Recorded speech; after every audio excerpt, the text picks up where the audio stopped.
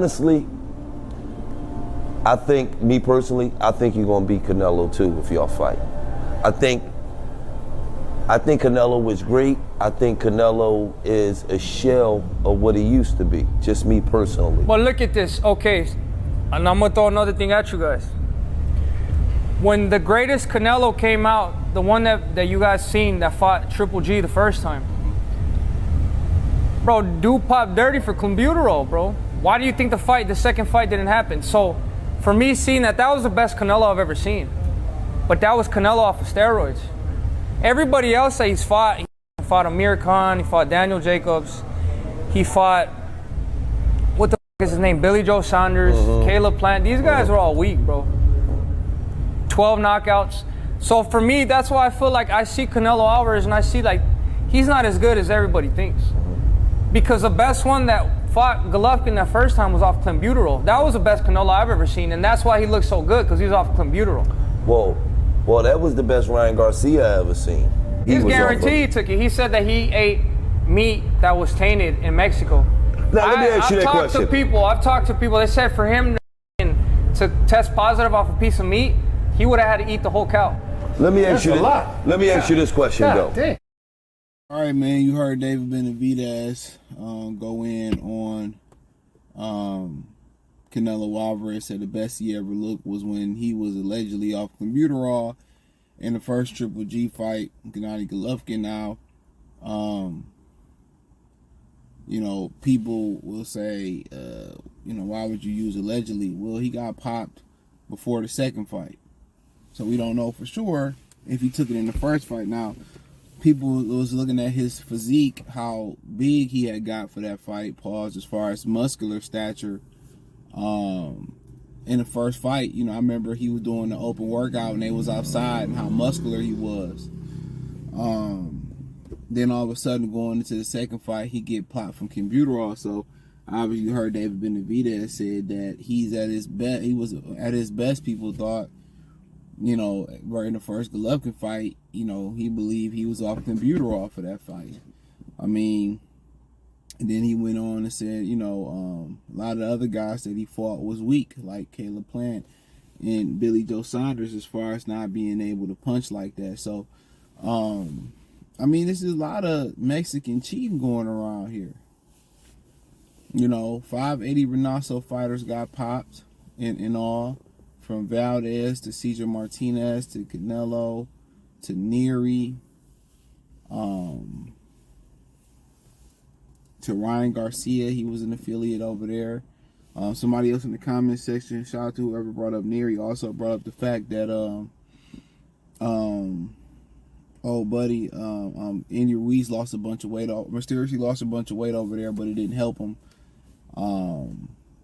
You know, and then Lubin bringing up the Fondor thing again, where a fan brought it up and he retweeted it, and you know, and now you seeing Fondor never really reached that point again, and I assume with the WBC now that he drug testing, he said they didn't drug test for that fight. Now people they really getting exposed to what's going on, but in this situation, I mean, Benavidez, I like the way he not showing Canelo no respect. The only problem is if you do get in the ring, no matter the terms you agree to, you got to handle business. You just can't talk the talk and not expect to walk the walk. That's what you got to understand. You can't just talk the talk and not expect to walk the walk. But he said that's the best he looked off that shit. And at the end of the day, that could be true. Canelo was known as a guy going into that first Golovkin fight, was a guy that didn't have great conditioning. He was known to gas out and pace himself, and a lot of people just thought it had to do with killing himself to make a weight that he shouldn't be at, 55, 54, stuff like that. So when he went up, I think a lot of people were surprised to see how muscular he got for the fight at 60, because you got to understand, in reality, he went down because he fought Chavez at 164 and a half. But, y'all are so much. So, yeah, he went down, and, you know, at the end of the day, he, you know, one of the shocking things about the Golovkin fight, just to go back and think about it, there was a couple things that stood out to me. It was the fact that Canelo was able to really box and out, you know, and use and cut. He was able to box on the outside. You know what I'm saying? And it's the allergies. He was able to box on the outside, and Golovkin couldn't cut the ring off on him because Golovkin, you know, respected Canelo Alvarez's power in that fight. So Canelo wouldn't go past the fence. And that means he really, you know, Canelo kept that distance between them or whatever. So instead of Canelo going off, Golovkin, he kept that distance between them. Instead of Golovkin, you know, really pressing Canelo and pushing Canelo back, he wasn't willing to eat one of them punches. And good reason why, because if the difference is Canelo is a good counter puncher. So even if you got a good chin, he hits you with a good counter punch to the body, to the head. It's a punch that you don't see coming and you don't brace for. It can hurt you, no matter how good your chin is. So Gennady Golovkin really didn't sell out to get that win, but good reason why. You fighting a good, fast counter puncher, power puncher, counter puncher. So he really couldn't do that. But I think a lot of people were, you know, surprised because, you know, Canelo was taking deep breaths a little bit right in front of Golovkin, and Golovkin really could have stepped it up and possibly got Canelo out of there, but he never, you know, pressed down. He never really mad. You know, he never really went for it. But, damn, Jesus Christ, man. But I feel that, you know, Benavidez he's trying to assassinate Canelo's character. He's doing the Mr. T. He going around different podcasts and even in mixed company with Gilly the Kid and them. He pressing Canelo Alvarez to different demographics. Are you pressing with Gilly? I think he probably talked about him in the Uzman podcast. So, I mean, you got to do what you got to do to smoke these guys out. The only difference is when you talk that talk and when you talk shit to people, when it's time to get it on, you know, you got to cross your eyes, you got to cross your T's and dot your I's. So that's the only thing that he missing. He got to cross his T's and dot his I's when it comes to the fight. But yeah, I think we shouldn't hide the fact that and forget the fact that certain fighters popped hot.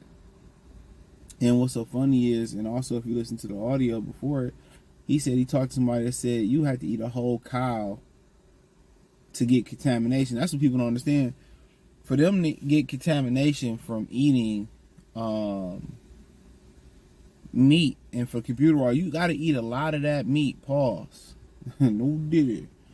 You got to eat a lot of that stuff just for a little bit to come up in your system. So they sit there and they try to sweep it under the rug, and you know, anytime they get caught in pop hot in Mexico, it's the meat. And I think they were saying even one of them times allegedly that he was training primarily in San Diego for one of them fights. Well, I know he rich, he can import his meat. Pause. No diddy. He can do that or whatever, but nonetheless, bro, we know what it is, man. We seen with Julio Cesar Martinez, they gonna try to get him a pass. They trying to get Ryan a pass. They gave Valdez and Canelo passes. You know, they try to sweep it under the rug like ain't nothing going on, like Marvin Gaye. But we see it, bro. We see it. Like Young John, I know you see what they doing, and guys need to call it out. But guys so thirsty for an opportunity. You know what I'm saying? Guys so thirsty for an opportunity. They so thirsty for a bag that they don't care. They just care about the money. If it was just about the money and you don't care who pop hot, then hey man, we need to stop testing. To be real. And let's be real on something else. The promoters make all this money on the fighters. They make the fighters pay for their hotels. They get promotional fees out the fighters' checks too, I believe. The promoters make all this money. The promoters should put the money up for the drug testing. First and foremost, these fighters shouldn't be paying out their pocket for these drug testing. The fighters paying for everything out their pocket anyway. I know they give them a pre-diem and training expenses, but they recoup that shit anyway probably. Anything somebody give you in business, they plan on recouping it. Now, does it always happen that way? You know, when they get these artists $1 million advances, you know, they plan on recouping that $1 million before they plan on paying you back out. And on top of that $1 million that they advanced you, you know, they throwing on studio time. They charge you everything. So when it's time to make that $1 million back, if they gave you $1 million, they probably plan on making 5, 3, 5, 10 million or more off you.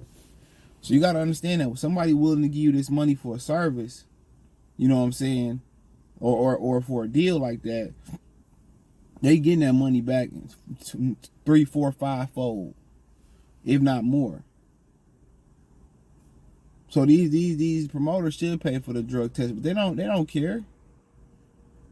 They don't really care about testing. They care if the fight go on and they make money. They don't care about the fighter's health. They really just care if the fighter continue to make money for the company. You know, but Benavidez should continue to hit low and do a smear campaign on Canelo Alvarez till he fights you. You gotta smoke him out. And the best smear campaign is the one where you smearing a nigga with facts. You killing them with facts. Yeah, you know, but one thing you gotta make sure you ain't on that shit. And if you is, you don't get popped. But they ain't gonna play back every video. He's a hypocrite. He's on steroids too. And then, you know what I'm saying? So you gotta make sure you got your shit together and watch what you put in your body.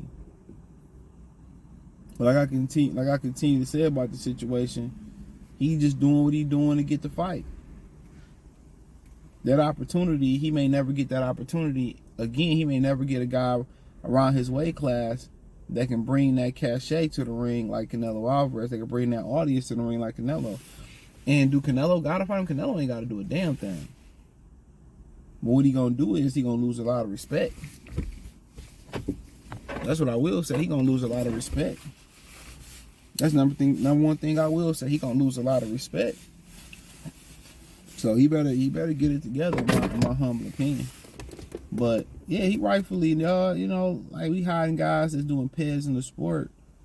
Nah, these guys need to be called out. Real spill, these guys need to be called out. They need to be held accountable. Anytime their name be spoken, they need to be exposed that they was cheaters. No matter if they say they ate meat. No, it wasn't no meat. You gotta understand how much contamination you gotta eat that pause for contamination. You know what I'm saying? So, like Biggie say, he said, anytime you speak my name, make it taste like ass when you speak it. Your little jewelry, you can keep it. That be our little secret.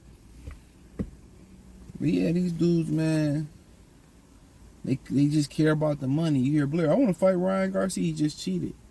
All these dudes, folks, they don't care about the integrity of the sport. And I just feel like if that's the case, we don't need to test. If y'all still gonna go ahead, and I'm guarantee you, man, that it's been instances where guys pop hot and everybody knew it, and they swept it up under the rug, and the fight went on, and just the fighter that didn't pop hot got compensated extra to go in with the fight. All they care about is the money. I'm telling you that. And they probably had them sign a non-disclosure agreement saying he can't say nothing after the fight if he loses. And if you one of them type of fighters, I think you just as bad, if not worse, than the PED offenders. But that's another story for another day. Thumbs up the video, share the video, subscribe to the channel. Next subscribe button is the bell icon button. Hit all notifications, increase your chance. Get notifications. We go live or drop video. Financially, want to support the channel. Cash App, $ CJ Good 313. Venmo, CJ Good 313. PayPal link description. Like I said, the link tree. Check out the Patreon. I appreciate the love and support. Amazon Music, Apple Podcasts, Kick, Twitch, Spotify, the whole 9. Peace.